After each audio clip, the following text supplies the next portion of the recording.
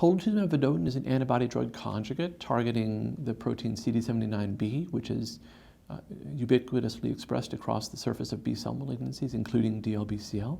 As an antibody-drug conjugate, the antibody targeting CD79B serves as a delivery mechanism for delivering a potent toxin to the cell.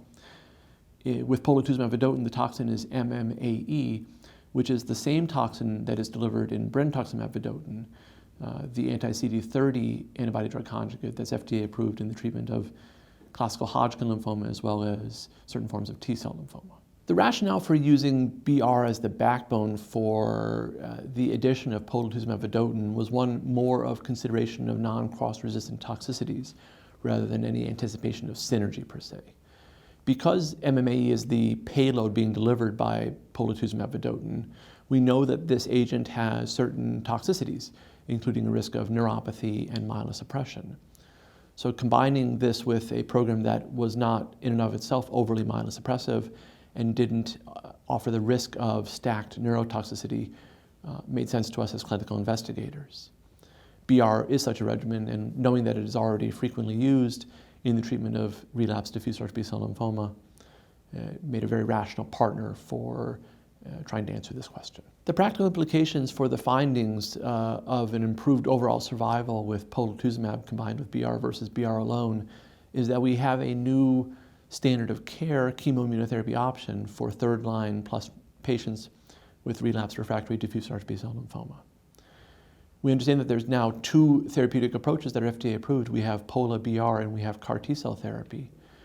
These can be seen as complementary or even potentially cooperative treatments. Certainly we know that not all patients are eligible for CAR T-cell therapy given that approach's unique toxicity profile. And we know that not all patients have access to centers that have the ability to administer CAR T-cell therapy.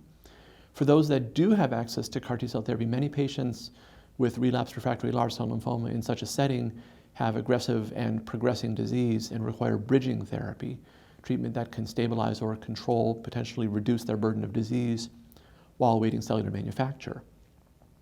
So here, Pola-BR can either be used as destination therapy for patients ineligible for or without access to CAR T-cell therapy, or can be considered as bridging therapy for patients in need of and who may benefit from CAR T-cell therapy but require a bridge. Important reminders on how Pola-BR is given to diffuse large B-cell lymphoma. In the study, Pola-BR was intended to be given as an every 3-week regimen, which differs from how most oncologists are accustomed to giving bendamustine-based treatment, typically given on a 4-week schedule. It was done so because we worry about the kinetics of disease, and we tried to get in treatment in a little more dose-dense fashion by giving it every 3 weeks.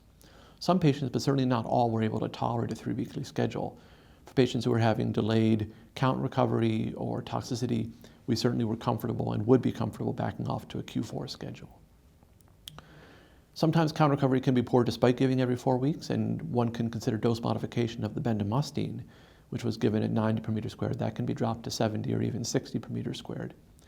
Whereas if you feel that the polatuzumab is the offending agent, you're having unexpected moderate to severe neuropathy, polatuzumab can be dose reduced from the 1.8 down to 1.2 without, I believe, significantly sacrificing activity. My approach now is to take third-line patients and to treat them almost in a similar intellectual exercise as we've always historically done with second-line patients.